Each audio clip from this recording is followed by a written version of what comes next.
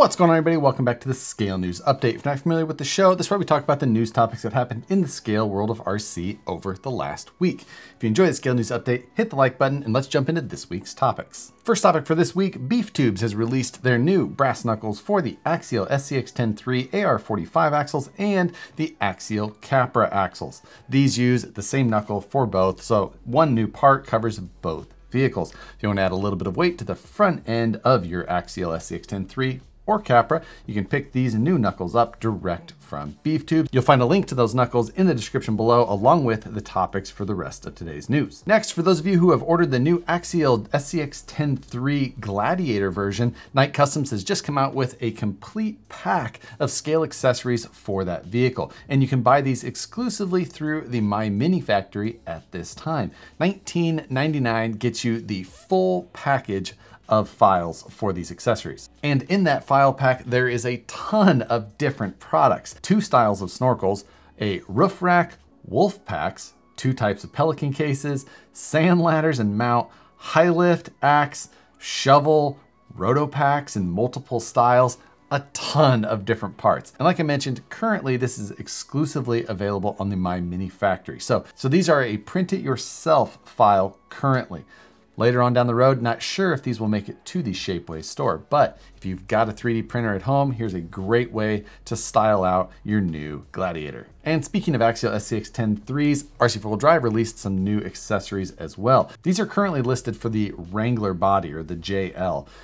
Some of these may fit across to the Gladiator, as I believe the front of the body is basically identical. But RC4Wheel Drive released a snorkel set, some rock lights, as well as an antenna, just a very simple little antenna and antenna mount, as well as a rock light set. Now, these say in the description that they're made from a durable nylon. It looks to me like they're 3D printed from a nylon type material. So it's not super clear on the actual construction of these, but just from the visual, the grain of the parts, they look 3D printed to me as well. I wish they'd be a little bit more clear and transparent on that for what you're getting and what you're buying. A few weeks ago, we talked about the new Element 124 scale Enduro, and those are becoming available. They're hitting shelves everywhere. Looks like they're in stock right now. So if you're interested in picking one of those up and you didn't want to wait on the pre-order before, now's your time. Go jump on, pick one of those things up, see how they stack up next to some of the other options. Next, let's talk about this new teaser that came out from CEN, or CEN, or however you're supposed to pronounce them. They are releasing a Brodozer, that's what it is. We're talking about a licensed Ford F450 dually truck with, you know, the great big, who knows what scale, what wheels these are. They're an American Force replica wheel. It's probably like a 2.6 wheel, maybe it's a 2.2 on 1/9 size tires. There's no details on how big this truck is. It's a dually with a licensed body. No information on if this is a 2-wheel drive or a 4-wheel drive. Obviously, even if it's a 4-wheel drive, it's not going to be of any use on an actual trail. To me, I think it should be a 4-wheel drive truck that doesn't have a front drive shaft. That seems like it would be the most appropriate use of this design. It's still kind of cool though. Like, I'm kind of interested to see what this thing's all about. True dually release. I think there's only been a few true dually truck releases up to this point. I think Cross did one and it looks terrible. This one actually looks pretty good. It's got, you know, the American Force style. Admittedly, I don't hate this style. I kind of like it. I kind of like this truck, even if it's a semi-pointless RC, of which I actually have many. So I'm interested to see more information on this release. I don't know if I'm the only one that finds a completely pointless truck like this to be cool. I'm not much for tow rigs. I don't want a trailer to tow another truck somewhere. I'm never gonna do that. I can carry my truck from my vehicle to wherever I'm going to go trailing just fine. I don't want to have to tow a little trailer with my other trucks on it and then take them off and leave that one there. I don't get the whole tow rig thing personally. It's just not my deal. This would probably be a pretty perfect one if that's something you were into.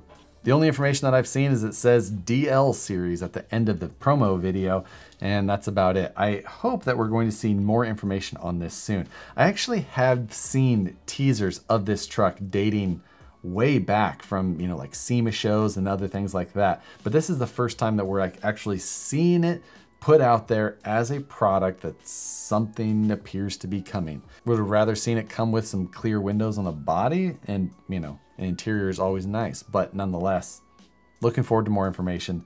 Hopefully we see it soon. Hopefully we see a release and a price and all of that, some body off pictures to see what we're dealing with. I just hope that, you know, we see full Bluetooth drive shaft type situation. And speaking of completely pointless trucks, monthly Mayhem wrapped up last Wednesday. Matt and I went head to head with Traxxas TRX6s, trying to make them go as fast as possible. And in the end, Matt got up to 60 miles an hour with his Mercedes F1 inspired design, but I was able to hit 65 with the number 3 on the door. So I was able to win monthly Mayhem this time. I think that puts Matt and I at a tie of 2-2 with a tie, something like that. Either way, it was an absolute blast. If you didn't watch that series, go back and watch it.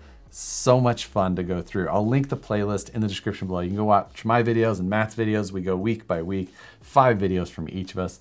Good bit of entertainment if you're looking for something to waste a couple hours. It's a good amount of entertainment if you're looking to see us take some very capable trail trucks and completely destroy that. Back in March, I believe, we talked about the release of the Tamiya Tankpool 24 on-road racing semi on the TTO1E platform, but they really hadn't been a lot of availability on them until just recently. I built one of the Fat Fox versions, but if you're more of this Mercedes fan, maybe this one is something that's more suited to your collection. And the price on these is really affordable, like around 150 bucks. It's a super inexpensive kit to build, one that I would say is worth adding to your collection. It's just something fun and a little bit oddball to go take around and tear up the street. Last week, Proline teased the release of a new Crestline wheel, and the details on this wheel is that it's actually going to follow suit with their previous aluminum and plastic composite wheel. So it's got a machined aluminum face, and then the back side of the wheel is molded. It's got a removable, replaceable, adjustable hub system, which I'm not sure if it's SLW compatible or not. But if it's the style of wheel that really trips your trigger, then watch their website. I'm sure it will be released in the next week or 2 with full details and pricing, but you could probably base pricing compared to their other wheel.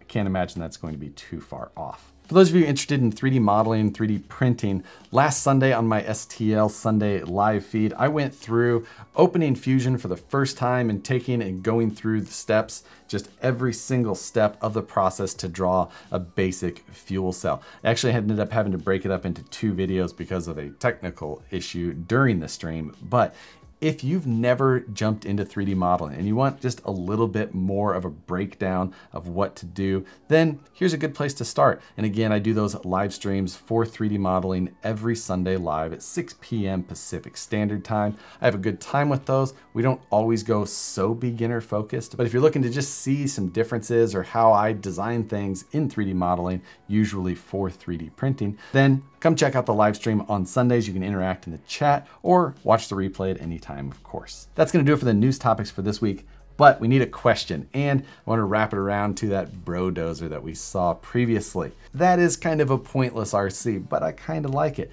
However, are there any other pointless RCs that you could think of that you'd like to see released? Maybe it's a bagged and stance sedan or a squatted Tahoe. I don't know, throw them out there.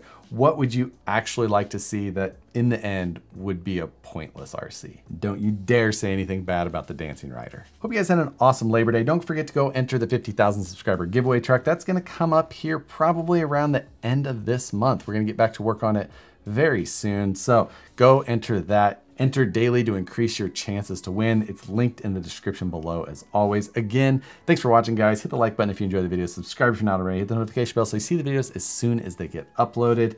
Thanks for watching, and we'll see you on the next one.